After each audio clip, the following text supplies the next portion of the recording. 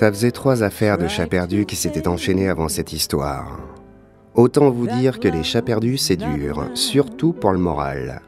Sans compter que ces saloperies de bestioles sont rarement coopérantes quand il s'agit de rentrer dans une boîte. Je m'étais à coup sûr chopé la toxomatose à cause des griffures. J'avais le moral entre les orteils quand toute l'affaire a commencé. La ville était en proie à une sorte d'épidémie d'évanouissement. Les gens tombaient dans les pommes à tout bout de champ et se réveillaient une demi-heure plus tard. À part 2-3 accidents de bagnole, pas de quoi se relever la nuit. Mais quand le maire de notre bonne vieille ville a fait un soleil par-dessus le balcon de l'hôtel de ville, j'aime mieux vous dire que ça a mis, comme qui dirait, un coup d'éthanol dans la pétrolette.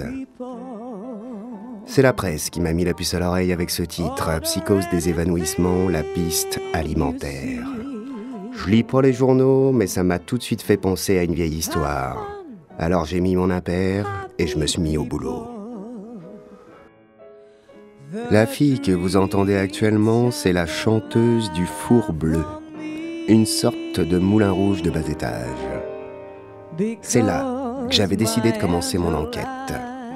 Je voulais retrouver Ursula, la femme du cousin du gendre d'un gros bonnet du trafic, ce mec qu'on appelait le boss et qui avait longtemps œuvré pour les drogues alimentaires. Merci. 2 minutes de pause.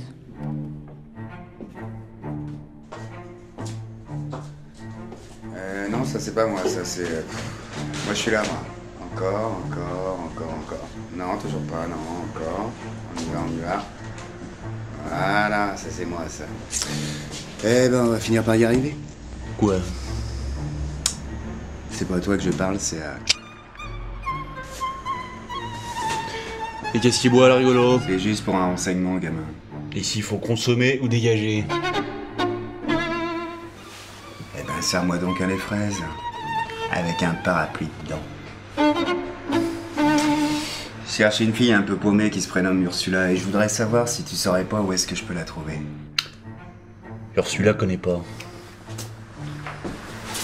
Écoute, je sais que t'as su, alors fais pas le malin, ok?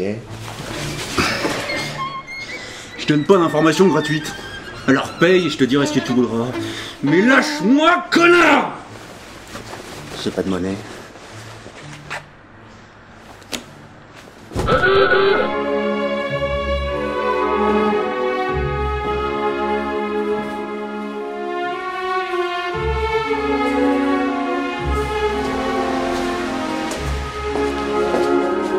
Qu'est-ce qui se passe, Gérard? Monsieur voulait des informations gratuites. Stoke. Morgan Stoke. Voilà, ça c'est mon nom. On m'appelle Ursula. Bon, suivez-moi, on sera mieux par là.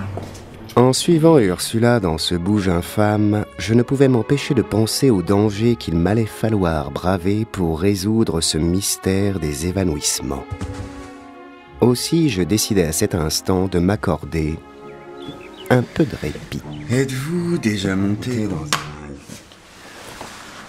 Merci.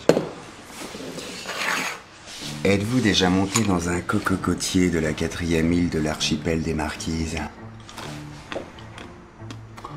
C'est très instructif de voir à quel point les petits parasites qui l'habitent arrivent à se reproduire grâce à ces espèces de poils qu'il y a sur les noix de coco. Vous vouliez des informations, je crois.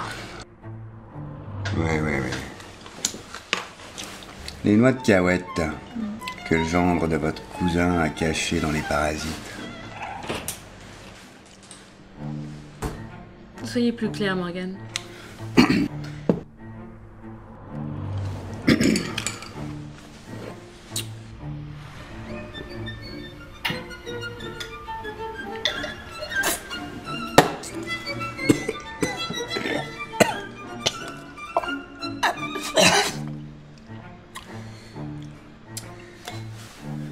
Je suis à la recherche d'un certain le boss. Oh, ne me parlez plus de Francis.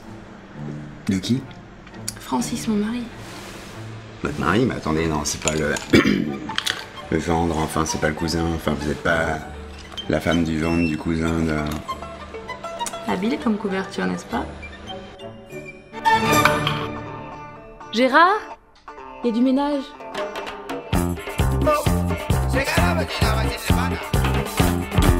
La micaouette me fait la tête.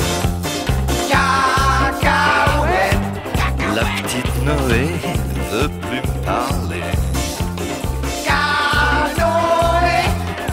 La micao m'a mis